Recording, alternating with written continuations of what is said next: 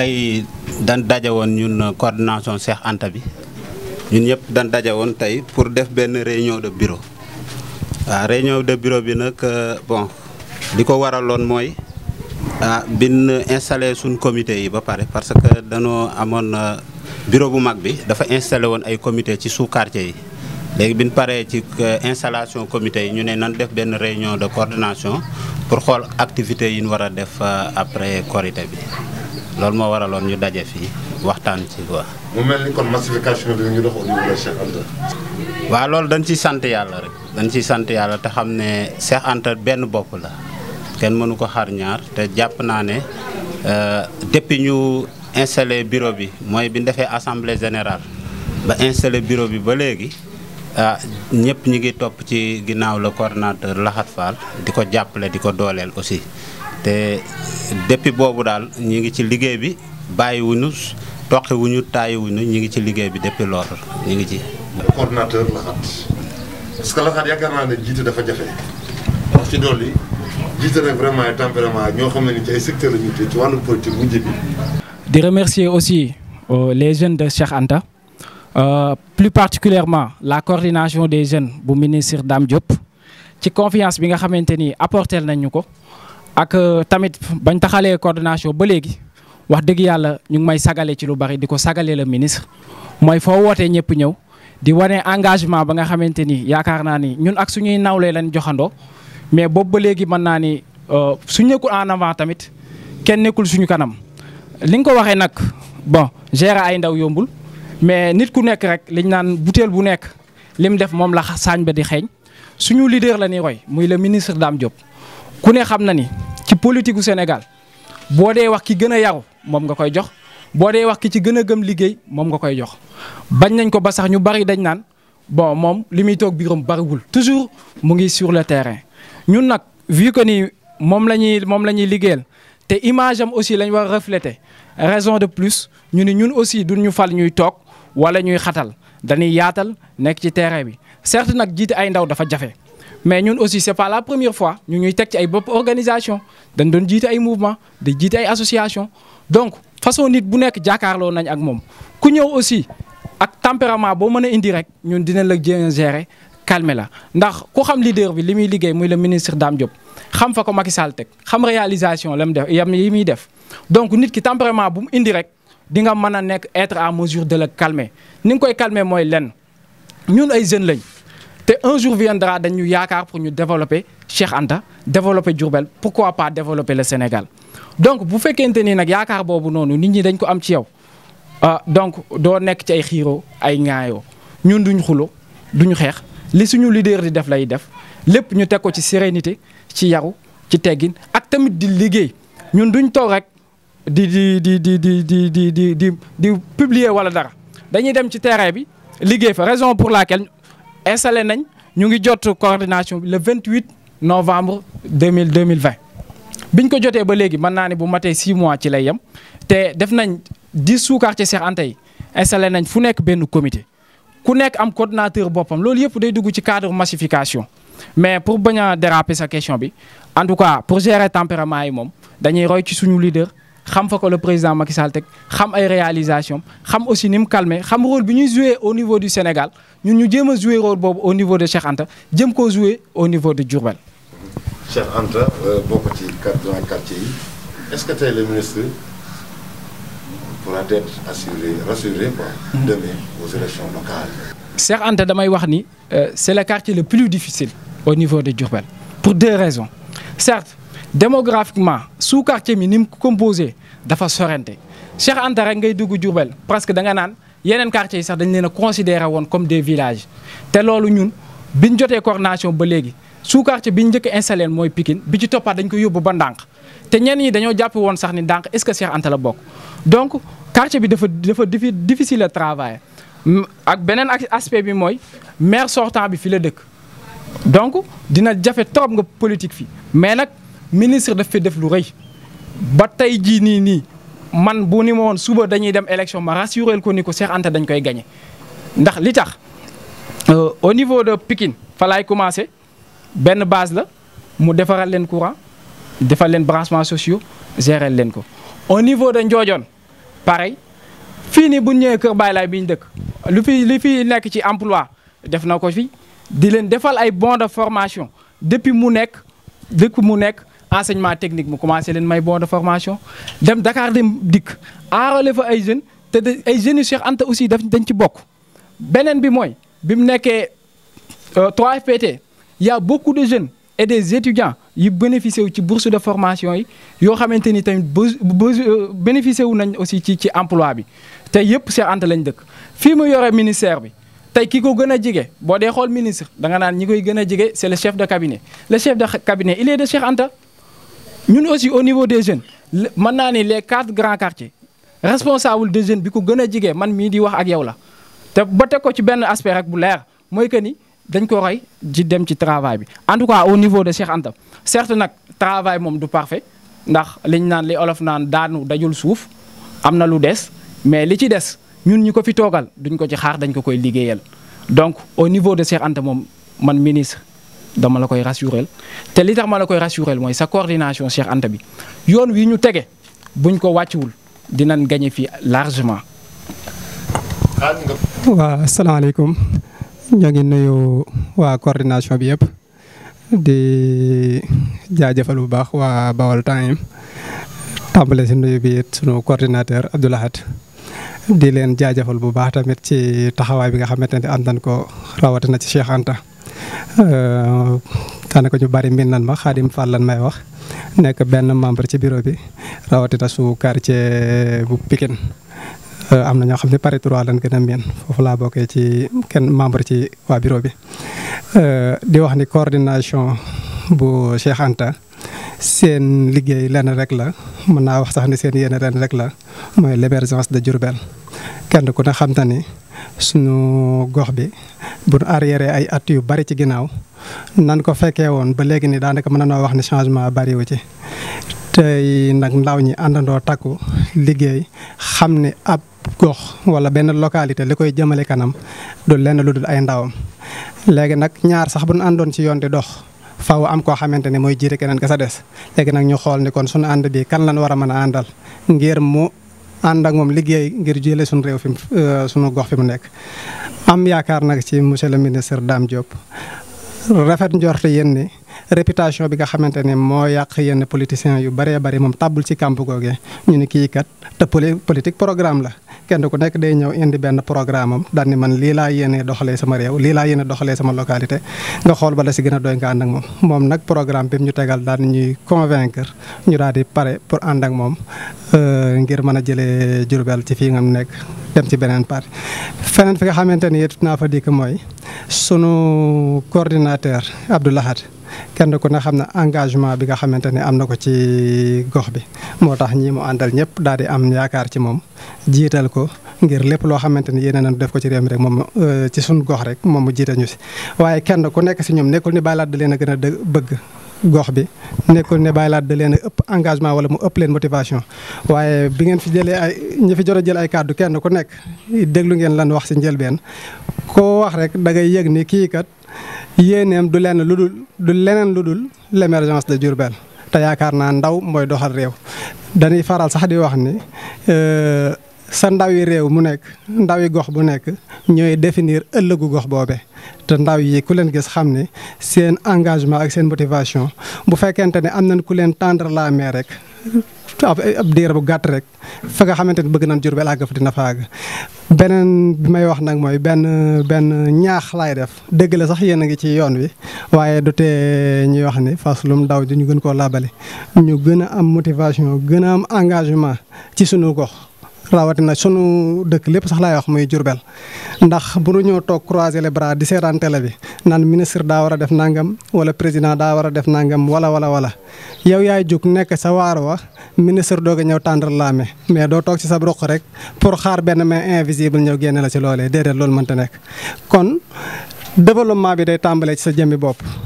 bu tàmbalee ci sa jëmmi bopp nag ministre doog ñëw fekk la sa ngeen mën a ànd yéen ñëpp daal di jëmale réew mi naka doon yéen ministre képp yéen mënta jëmale réew mi kanam sans l'aide des jeunes je veux dire sans l'aide des natifs de Diourbel kon ñun ñëpp ñoo mën a ànd ak le ministre ngir mën a jëlee Diourbel fi nga xamante ni foofu la nekk. kon maa ngi lancé benn appel pour képp koo xamante ni mi ngi Diourbel wala képp kuy yeewoo ci dëkk bi nga xamante ni réew mi wala boog dëkk bi sunu dëkk la ñun ñoo ko mën a jëmale kanam di wax ni la coordination a ouvert ses portes pour képp koo xamante ne rek yow am nga désir voir un Diourbel émergent coordination bi tijjil na lay po di wax ni ngeen ñëw yéen ñëpp ñu àndandoo liggéey ak ministre bi monsieur le ministre Dame Diop bu ko defee ñu mën a jëlee suñu réew ci suñu dëkk ci fii mu nekk yóbbuwaat ko ci beneen gox damay tegandi foofu kàddu gi ba mu dellusiwaat. jërëjëf sëñ Khadim kàddu gi ñoo ngi koy rafetlu bu baax a baax yaakaar naa dañuy ñëwaat ci làmb parce que la préoccupation yi daa bëri jàppale ministre bi baax na loolu waaye boo yorul ngànnaay doo xeex tey ndaw yu bëri nañ. waaw bon loolu je pense que ni. niir ko noonu mu dem certes nag bi ñu yoree coordination ba léegi ñu ngi ñuy solliciter de partout ci ay affaire u extrait ak ay affaire u carte d'identité ci loolu aussi yàlla dañ ñu may chance si suñu bureau am koo xamante ni ci wàllu woowu lay liggéey de ce fait ku ñu ci solliciter rek dañ lay mettre en rapport ak moom te ñu ci bari waxuma ñëpp de ndax dafa am cas yoo xamante ni neexut a lijjanti mais ñu ci bari moom mu ngi leen koy lijjantil donc ni ko sëñ Khadim waxee léegi la coordination de Cheikh Anta ubbi na bu ay buntam ku ci am problème boobu boo ñëwee gis ñu ñun liñ ci war a def dinañ ko ci def ndax ku ne xam na ni ñun ay carte la ñuy wut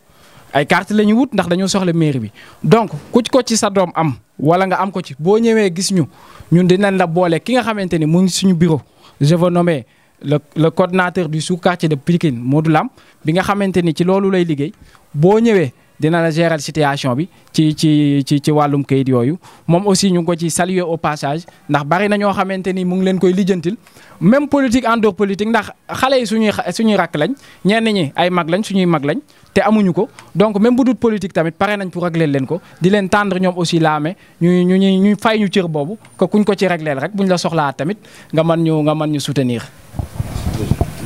ñi nga xamante ne nii mooy coordination Cheikh Anta ñi nga xamante ne ñooy ndaw Dame Diop. waaw salaamaaleykum mbooloo mi maa leen di nuyu ñëpp ku ci nekk turam ak santam man je me nomme Binta Bob maay présidente Amazones yi ñu tuddee ko les Amazones de Dame Diop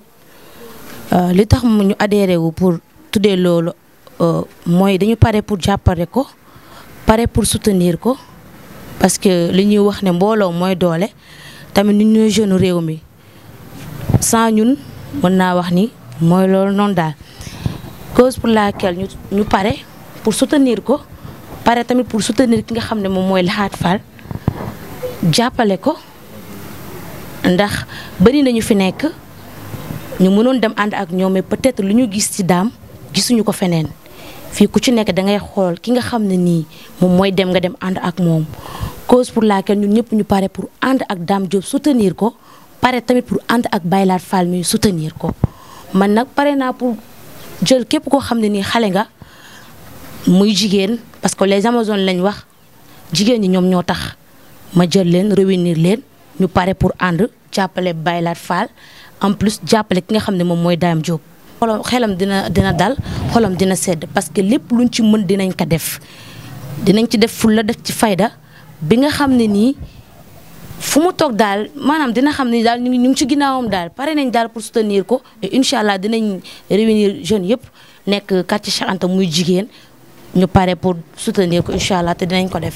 yaakaar naa dañu jox laam ñoo ngi waaj a yëkkati li nga xamante ni mooy jotaay bi jeunesse metti fi mu ne nii coordination bi man moo nekk ay urgence waaw loolu moo taxoon tey ñu daje fii sax pour xool yan activité la ni kii après koor bi ndax ku ne xam ne ne koor bi moom liñ ci waroon def nañ ko ci mooy que organiser nañ ay kii ay ndogu xam naa siiwul sax mais créé woon nañ ay kii en même temps aussi am na ay distribution suukaru koor yoo xam ne jotoon nañ ko def léegi nag li des moom mooy que après korité bi dañuy def ay activités yu bari yoo xam ne par sous-quartier lañ ko bëgg a def sous-quartier bu nekk ñu organiser fa loo xam ne peut-être dinañ woo ministre bi mu ñëw teewee ko yooyu daal ñu ngi ko bëgg et aussi am na ñoo xam ne ñu ngi ciy jàppale te aussi mënuma tamit tëj sama waxte boolewuma ci njuufa dañ ko doon wax mu toog fii ne dafa daw xam naa kii bi lay daw mais moom daf ci dugal loxoom bu baax a baax ndax Njuufa Gaye dafa nekk koo xam ne wax dëgg yàlla mi ngi ci quartier bi mais mi ngi fi bay waaram lu wér a wér mi ngi ñuy jàppale ñun jeunesse bi parce que ñun depuis ñu commencé ba léegi teggiwul tànkam même am na yoo xam ne sax ñun bu demee ba xaw a càng ci benn affaire sax dañ koy woo tak mu décanté situation bi waaw ba ci lu bari ci yin doon def ci distribution kii beeg yooyu yëpp am na lu mu ciy jàpp kon mën ñu wax ba pare tamit te tudduñu ko jàmbaar la wax dëgg yàlla mi ngi ñuy jàppale bu baax a baax a baax loolu moom dañ koy wax pour mu leer en tout cas daal après Korité bi c'est que nag bëgguñu leeral activités yi yëpp mais am na activités yoo xam ne tënk nañ ko fii xam naa yow Mor di nga ci xam dara après Korité bi nag fu ñu dem di nga fa dem incha allah dinañ la woo nga ñëw am na yu ñuy pare daal après Korité merci jërëjëf. jërëjëf Lam ñu ñëwaat ci ñi nga xamante ne nii mooy les Amazones rek. ay jigéen leen te fu ñu nekk dañuy bëgg am ay affaires yu ñu organiser def ay événements yoo xam ne ni dinañu ci mën a reconnaître bëgg nañ tamit mu soutenir ñu ndax dañuy jàng ay élèves lañ tamit dañuy jàng bëgg nañ ëllëg tamit ñu bokk ci ñi nga xam ne nii dañ leen di tudd ci réew mi ay jeunes leen ñi fi nekk tey gënuñu ñu ëppuñ ñu expérience amul leen loo xam ne am nañ ko te amuñu ko donc moom rek moo ñu mën a jàppale mën ñu soutenir tamit parce que nit ki su bàyyee dara ndax dara da ngay xam ne dafa bàyyi lu bari ndax yow ñun dañu pare pour jàppale ko moom aussi nañu jàppale mu soutenir ñu ci yeneen ak yeneen donc Amazones yi nag après Korité incha allah dinañu woote réunion ñun ñëpp toog waxtaan pour jox box baylaat mu waxal ñu ko nag dañu bëgg a organiser bu dee dara sax pour ñu mën ñu reconnaître mën a xam ne ñun ñii ñooy Amazone Dame Diop bi tamit parce que bëgg nañ taal suñu bopp bëgg nañ moom tam mu xam ñu xàmme ñu donc dinañ ci waxtaan suñu waxtaanee ba pare dinañ wax baylaat lépp li nga xam ne loolu lañ bëgg pour ñu waxal ñu ko wala ñun ñi suñu bopp ñu jàkkaarloo ak moom wax ko suñu bëgg-bëgg. comme li ma wax sama njëlbeen di kàddu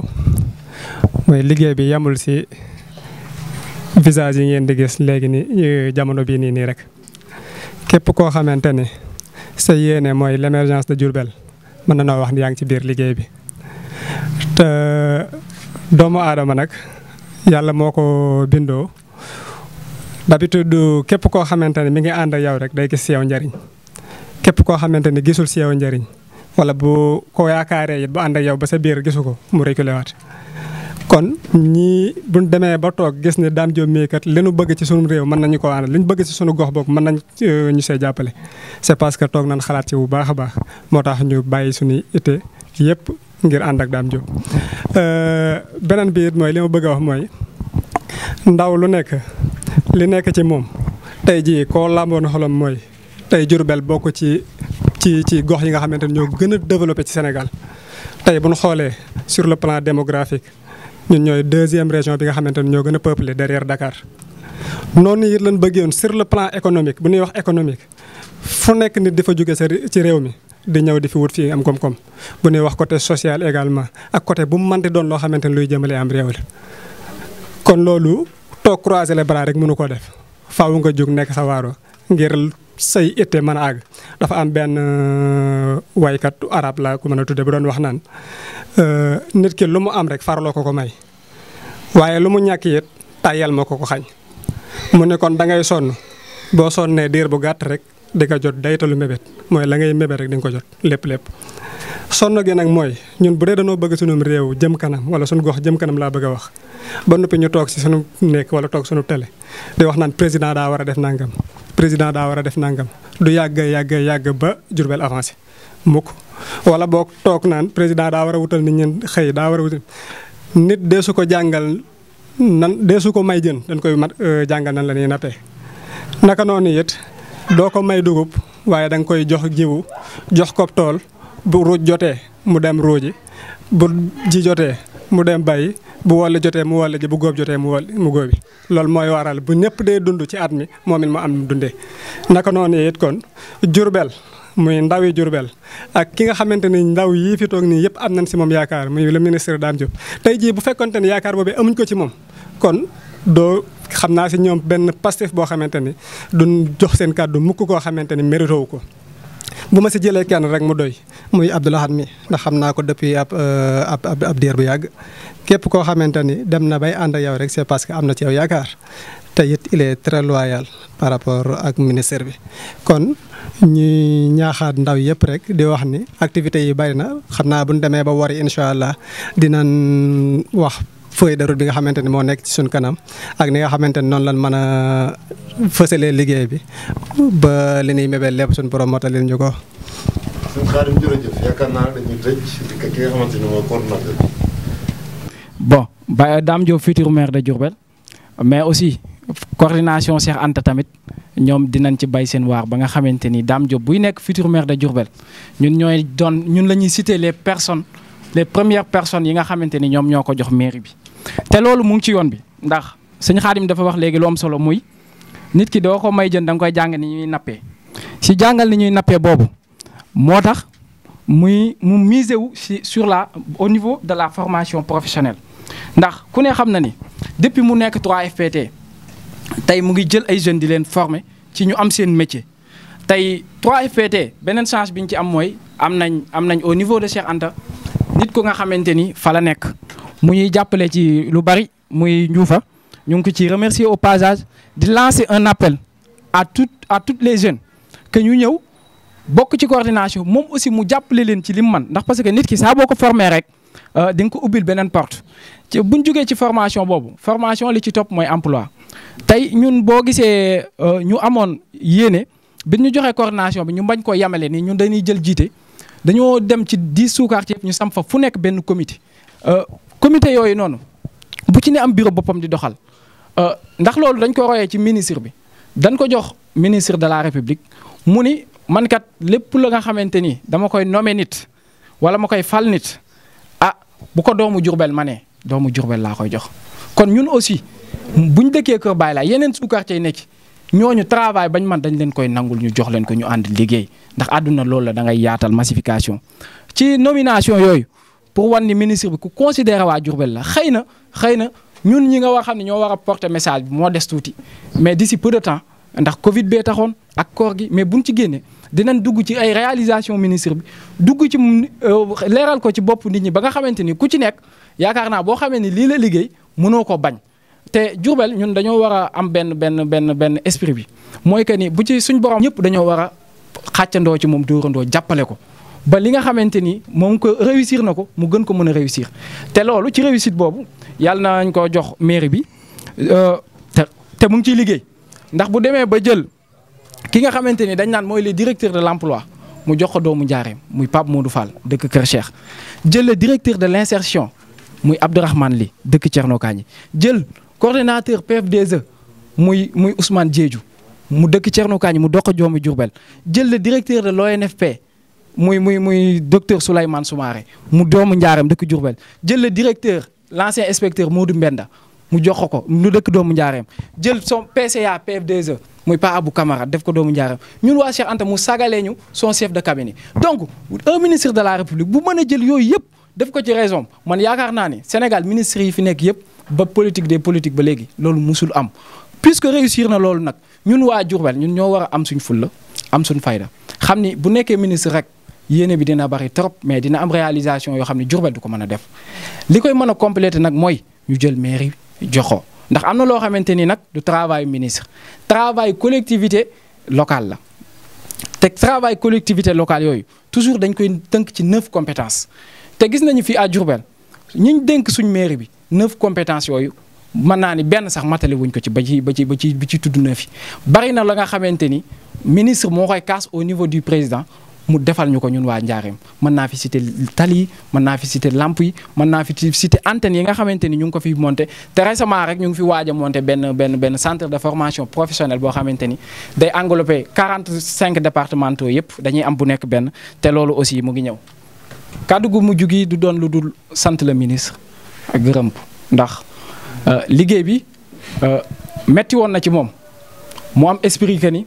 jeunes yi comme que ñu ngi koy solliciter de partout il faut que mu yaatal loolu ñun aussi ñu roy ci moom yaatal donc moom dañ koy sant bu baax a baax ci esprit boobu mu am ak esprit ni mu bëgg a jàppalee doomu waa Njaareem. loolu moo waral coordination yi ngay dégg nii lépp rek pour xam soxla si jeunes yi pour jàppale leen ci loolu moo waral coordination yi na leer te coordination yi aussi damay lancer waat beneen appel que ni 4 coordonnateurs yi nga xamante ni jox nañ leen ko au niveau des 4 grands quartiers war nañ amaat tamit d'ici peu de temps peut-être benn coordonnateur boo xam ne mooy gérer toute la région boobu aussi ñu ngi ñaan suñu borom di ci demander un soutien pour toutes les jeunes de Diourbel ñu appuyer ñu ngi leen di tendre la main bañ mën a atterrir foofu donc kàddu gu mujj gi maa ngi sant la coordination de Cheikh Anta bépp du ma lim cat ba cat ndax ñii nga fi gis nii du coordination presque de ku nekk comité bu ne da ngaa woo sa ñaari nit rek salle bi mel nii donc comité bu nekk boo woon sa bureau wala nga organiser dara sa koñ mën naa ni du xaj fii loolu moo waral ñiy ñëw donc encore une fois maa ngi remercier la coordination di remercier aussi les responsables de Cheikh Anta ndax ñoom aussi toujours ñu ngi essayer di ñu canaliser di ñu mettre dans la bonne voie di ñu conseiller di nekk toujours daal au devant de la scène ñoom aussi ñu ngi leen di sant bu baax je veux nommer Ndioufa Gaye le chef de cabinet du ministre Pa Sogui Tine Madame Fall Adama Diallo Ndeye Assoukan Père Cheikh Thiam ak ñeneen ñi ciy jàpp ñëpp bëgguma woon a lim boo limee da nga doon matal ak Serigne Sall di wax ni nag waa Cheikh Anta seeni doom ñoo jël engagement que ni dañuy jàppale ministre tur yi ma fi lim yëpp Cheikh Anta lañ dëkk te ñooñu ñëpp dañoo jariñ dara dëkk bi ñun ay ndaw lañ mais bu ñu demee ba ñuy jox coordination dafa am loo xamante ni liggéey nañ ko fi donc ku nekk war nga xool ci benn leader nga ñëw jàppale le ministre Dame Diop ñu gagné Cheikh Anta largement jox ko mairie bi. mënuma terminer aussi te remercier wu ma leen yéen waa Baol Times di premier site internet à Diourbel yow Mor ñu ngi lay ci remercier bu baax ndax gis nañ emploi yi ngay créé yow moom xam naa bi ñuy jooy emploi yow doo ci bokk ndax yow au moins.